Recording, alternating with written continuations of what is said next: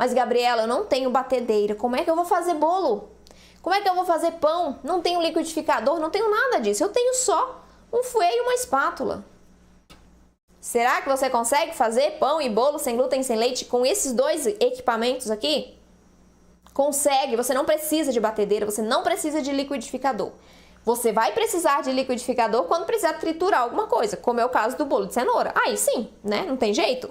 Mas na verdade tem, é só ralar. Rala a cenoura, né? Tem jeito, a gente dá jeito pra tudo nessa vida. Então, se não tem liquidificador pra bater a cenoura, rala no ralador, naquele mais fininho, que vai dar certo também. Vai ficar uma delícia, mas você não tem que se preocupar em começar a fazer as suas receitas sem glúten, sem leite, ou, eu acho que só funciona se eu tiver uma batedeira planetária. Não sei se estão vendo a minha, não estão vendo.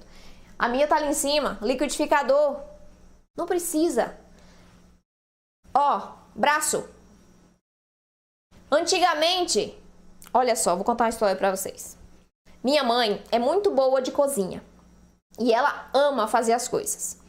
E aí, quando a gente mudou pra Rondônia, eu tinha 4 anos de idade. E lá não tinha energia elétrica.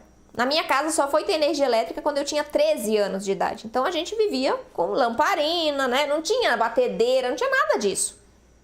E eles faziam muitas festas lá na linha que eu morava. E a minha mãe fazia fardos de farinha de trigo de bolo. O fardo, acho que tem 20 quilos, ou acho que são 20 quilos de trigo. Ela fazia, junto com as mulheres da linha lá, 20 quilos de farinha de trigo de bolo na mão, usando isso aqui, ó. Que nem era esses profissionais, não. Era aqueles bem vagabundinhos, bem fininho aqui o arozinho, que, né, você batia aqui, ele dobrava todo. Mas faziam na mão. E ficava uma delícia o bolo. Aqui não é diferente. A gente trabalha, aqui a gente tem mais facilidade ainda. Por quê? Porque a gente trabalha com massas mais cremosas do que as massas feitas com farinha de trigo. Então é muito mais simples você bater um bolo com fouet, porque a massa é muito mais mole. Você tem muito mais facilidade em incorporar os ingredientes, em deixar a sua massa bem lisa, né? E o fouet é bom, por quê? Porque ele vai fazer o papel do globo da batedeira, né? Claro que não na mesma velocidade, mas essas hastes aqui servem para quebrar as bolhas de farinha, por exemplo, para incorporar melhor os ingredientes. Então o fouet é essencial. Você não tem batedeira? Não precisa. Usa o fouet para fazer um bolo. E aí a gente tem vários tipos de fouets, né? Ó, eu tenho 2 aqui que são de arame. Esse aqui é pequenininho, eu gosto de fazer, por exemplo, eu tô com vontade de fazer um pãozinho de frigideira, um bolinho, né? Pão não. Um bolinho de frigideira, eu uso esse daqui para bater alguma coisa pequenininha. Esses aqui, a gente tem esse de arame e esse daqui de silicone. Qual é o melhor? Esse, tá? Sem dúvida nenhuma. Esse de silicone, primeiro que ele é molenga. Segundo, que quando você coloca ele em alta temperatura, ele vai queimar aqui, ó. Vai derreter e vai abrir. Ó, esse aqui já tá aberto, tá vendo? Eu nem uso ele mais, ele tá só aqui de enfeite. Ele abre. E aí vai entrar sujeira aqui, não presta. Fora que ele é mais mole. Então, esse aqui você tem muito mais firmeza ao bater a massa. Ele não tem problema de danificar, nada disso. Você pode usar em alta temperatura, né, na panela para mexer um recheio. Pode usar, não tem problema nenhum. Então, eu recomendo que se você for comprar, compre um que seja de alumínio. Esse aqui ele é mais grosso, ele é bem mais firme, então facilita demais na hora do preparo. Ah, tá, mas Gabriela, eu consigo fazer de bolo, tudo bem, né? Até o pão de ló dá pra fazer usando o fouet, que ele precisa bater mais para incorporar mais ar na massa. Mas e os pães? Como é que eu vou fazer massa de pão na mão? Conhece? Te apresentar. Essa daqui é a espátula. Essa espátula de silicone, ela é mais firme aqui. Essa aqui não é tão firme, mas ela funciona. Essa aqui é mais firme ainda, ó. É uma espátula de silicone que vai mexer a massa. Você não tem que sovar a massa de pão sem glúten, você tem que misturar muito bem. E eu faço muito pão à mão, usando uma espátula, sem problema nenhum, e você pode também. Por que que a gente consegue? Porque as nossas massas são mais cremosas. Elas têm um ponto de hidratação maior do que as massas com trigo, pelo simples fato de que as nossas farinhas absorvem mais a água da receita.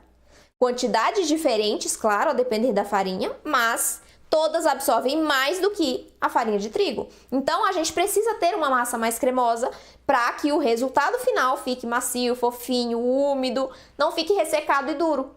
Se a gente hidrata em quantidade insuficiente as nossas farinhas sem glúten, principalmente aquelas que têm mais fibras, como a trigo sarraceno, arroz integral, a gente vai ter um resultado final mais ressecado, mais firme, mais farelento. E aí, gente, entra aqui, ó. Vamos lá, você fez uma receita de pão e sua massa ficou bem mais consistente do que deveria, mas você não sabe disso porque você não entende sobre os ingredientes, sobre as farinhas, sobre ponto de massa, você não entende isso. Sua massa ficou mais seca, vamos lá, começando de novo, que agora eu peguei um exemplo melhor. Você vai pegar uma receita na internet, vai seguir exatamente o que a pessoa te passou, todos os ingredientes, você segue à risca. Sua massa não ficou tão úmida quanto a que ela mostrou no vídeo. Quando ela mostra, porque geralmente não mostram não, tá? Sua massa ficou mais seca, mas você não entende, você usou os ingredientes, tá? Crente de que vai funcionar, o seu resultado vai ficar maravilhoso, igual a que você viu no vídeo. Aí, você vai lá, coloca a sua massa que já estava mais consistente no forno. Não tem esse bichinho aqui, ó. Seu forno estava frio, ou não estava na temperatura indicada para você colocar o pão para assar. Seu pão ficou lá dentro, em contato com a temperatura por muito tempo. O seu resultado final, quando você tira ele do forno, ele pode ter crescido um pouco, mas não vai ter crescido a quantidade suficiente, porque eu não tinha umidade suficiente na massa. Aí o seu pão vai ficar mais baixinho, depois que ele esfria, fica duro e começa a esfarelar. Pelo simples fato de que tá faltando umidade na massa. Mas, Gabriela, eu segui a receita, eu usei a quantidade indicada na receita. Olha só. Mesmo usando a mesma quantidade de água indicada na receita, a sua massa pode ficar seca. Por quê? Porque cada tipo de farinha absorve uma quantidade diferente de água. Então, mesmo você usando a mesma marca, às vezes, a mesma marca absorve teores diferentes. E se você não souber disso, se você seguir exatamente a receita e não funcionar, é porque faltou água. Faltou umidade, a farinha vai absorver a água, o agente de liga vai absorver a água, o forno vai tirar a água da sua massa.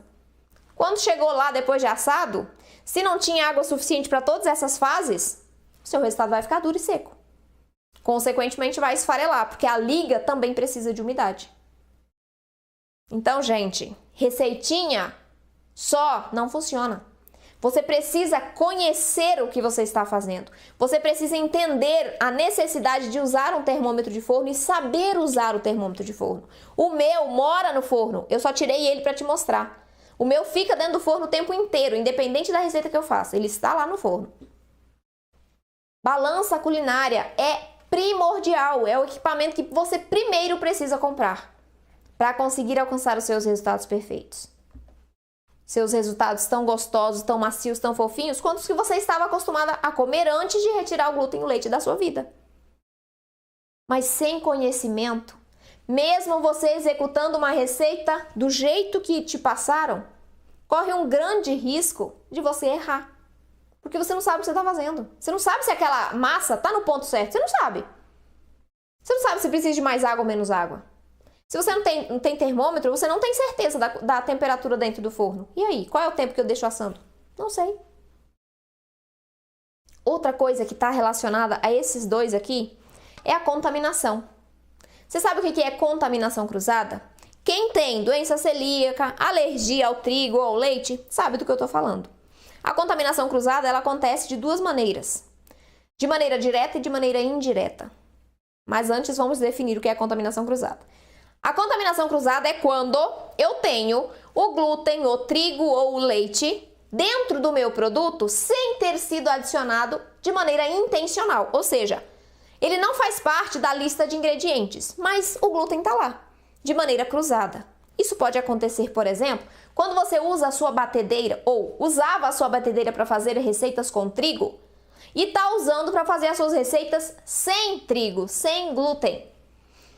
O glúten, gente, ele pode se grudar, se embrenhar em qualquer buraquinho. Então, se na sua batedeira tem o globo da batedeira, né? Nas beiradinhas, nos furinhos, aqui no passar dos arames, né? Dentro do próprio bowl da tigela da batedeira, se tiver alguma ranhura, o glúten pode entrar ali e não sai mais. Então, contaminação cruzada, de maneira indireta, é quando passa de um utensílio para o seu alimento. E se você usava a sua batedeira antes para fazer receitas com trigo e com leite, descobriu a restrição e não poderia mais estar usando, mas está porque não tem esse conhecimento, você está se contaminando de maneira indireta, de utensílio para alimento. Tem também a contaminação direta, que é de alimento para alimento, né? Mas a que a gente discute muito aqui é a de utensílio para alimento. Então, se você tem a sua batedeira, o seu liquidificador contaminados, você não precisa comprar agora. Você usa esses dois aqui. Você compra esses dois exclusivos aqui, que vão ser para os seus preparos sem glúten e sem leite. Não use para fazer preparos com glúten e com leite, porque senão você contamina eles também. Então, você não precisa fazer um grande investimento quando está começando. Você tem que comprar esses 4 aqui, ó. Isso aqui, ó. Isso aqui junto deve dar uns R$80. Vai te livrar da contaminação, vai te fazer acertar as receitas, ter padronização, ter resultados tão gostosos quanto os que você comia antes, com R$80 de investimento. E não é toda a receita. É um investimento que você vai levar, sei lá, quantos anos não dura isso aqui? Nem sei quantos anos eu tenho isso aqui, muitos anos. Então é um investimento inicial baixo que vai fazer total diferença nos seus resultados. Certo, gente? Minhas alunas e alunos, muitos deles não tinham esses equipamentos aqui. Eles passaram a ter depois que entraram para o método. Aí viram a importância, porque dentro do método, todas as minhas receitas são em gramas. Então, todas eu uso balança culinária. E em todas eu falo sobre o uso do termômetro de forno, porque é extremamente importante. Minhas alunas e alunos, depois que entraram para o método, tomaram conhecimento da importância disso aqui, passaram a acertar as suas receitas. Às vezes, gente, vocês estão errando as receitas. Não é porque você não entende sobre ingrediente, não é porque você não conhece o seu forno. Às vezes você está errando porque você está colocando 1 grama a mais de goma xantana. Às vezes porque o seu forno está desregulado. Simples assim. Às vezes é um detalhe que você está cometendo de errado e nem sabe que está cometendo. E ajustando isso, seu resultado muda completamente. É assim, ó. Mas você precisa entender a importância disso aqui e aplicar no seu dia a dia. Ah, mas Gabriela, eu queria fazer bolo na batedeira, porque eu acho que fica melhor. Olha só, claro que existe diferença. Sim, existe diferença entre você fazer um bolo no fouet e um bolo na batedeira. Mas sabe qual é a diferença? A gente trabalha com mais volume, a gente tem um resultado mais volumoso, mais alto, quando faz na batedeira. Porque a gente consegue incorporar mais ar em menos tempo, usando a batedeira, que é mais rápida, né? Uma ação mecânica mais forte e mais rápida. Mas se você bater mais a sua massa, os seus ovos, por exemplo, incorporar muito ar nos ovos, você vai ter um resultado similar. Então, existe uma diferença bem sutil entre um bolo de batedeira e um bolo feito na mão, mas é tão sutil que não faz diferença. Para mim não faz diferença. Então, usa um fouet. Tem batedeira? Maravilha, usa a batedeira, é mais prático, é mais rápido. Mas o fouet resolve muito bem a sua vida.